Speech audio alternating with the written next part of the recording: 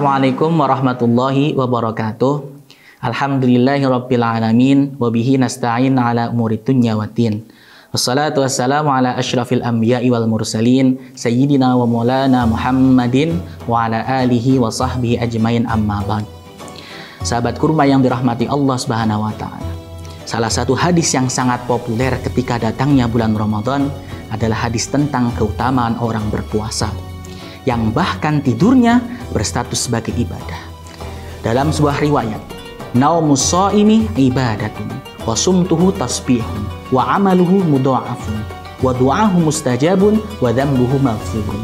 Tidurnya orang yang berpuasa adalah ibadah, diamnya adalah tasbih, amal ibadahnya dilipat gandakan, doanya mustajab dan dosanya diampuni.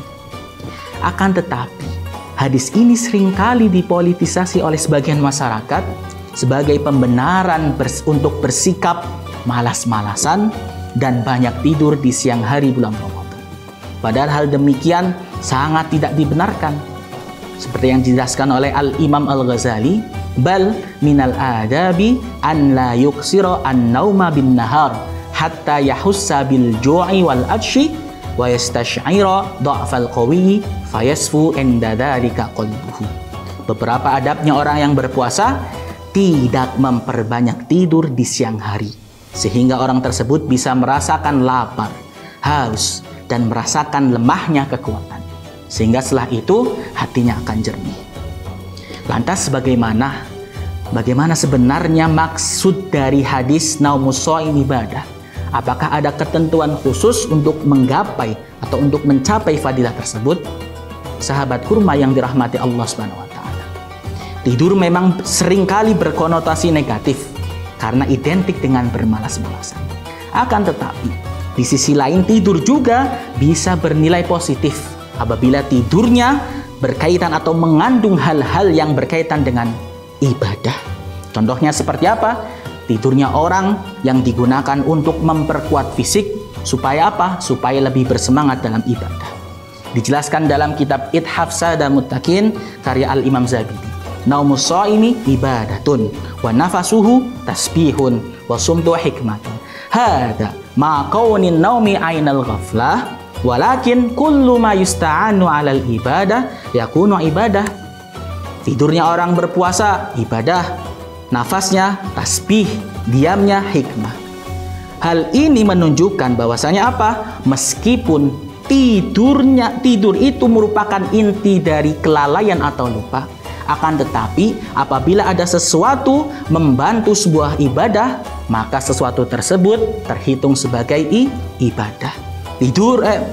Puasa jelas-jelas merupakan sebuah ibadah. Maka apabila orang tidur pada saat berpuasa, yang mana tidurnya tujuannya untuk apa? Supaya lebih kuat, lebih bersemangat dalam ibadah, maka tidur dengan tujuan tersebut terhitung sebagai ibadah. Sahabat kurma yang dirahmati Allah Subhanahu wa taala. Selanjutnya, fadilah ini yaitu fadilah tidurnya orang yang puasa adalah ibadah, tidak berlaku bagi siapa? Bagi orang yang berpuasa, akan tetapi puasanya dikotori dengan perbuatan-perbuatan yang tercela. Seperti apa? Seperti menggunjing, menghibah, berbohong, dan lain-lain. Maka dari itu apabila ada orang yang berpuasa, kemudian mengotori puasanya dengan hal-hal tersebut, perbuatan-perbuatan tercela tersebut, maka tidurnya tidak lagi terhitung sebagai ibadah. Dijelaskan oleh Al-Imam Ibnu Hajar Al-Haytami. Qala Abul Aliyah, as-shaimu fi ibadatin ma lam yaghdab ahadan wa in kana na'iman ala firashihi. Abul Aliyah berkata, orang yang berpuasa dalam ibadah selama dia tidak menggunjing orang lain, walaupun orang tersebut dalam keadaan tidur di atas ranjangnya. Dijelaskan juga oleh Syekh Nawawi Al-Bantani, hada fi shaimin lam yakhruk shaumahu binahwi ghibah fannaumu wa in kana ainal ghaflati yasiru ibadah limaza li'annahu yasta'inu alal ibadah. Hadis ini berlaku bagi orang yang berpuasa akan tetapi tidak merusak puasanya dengan perbuatan tercela seperti berghibah, mengunjing orang lain.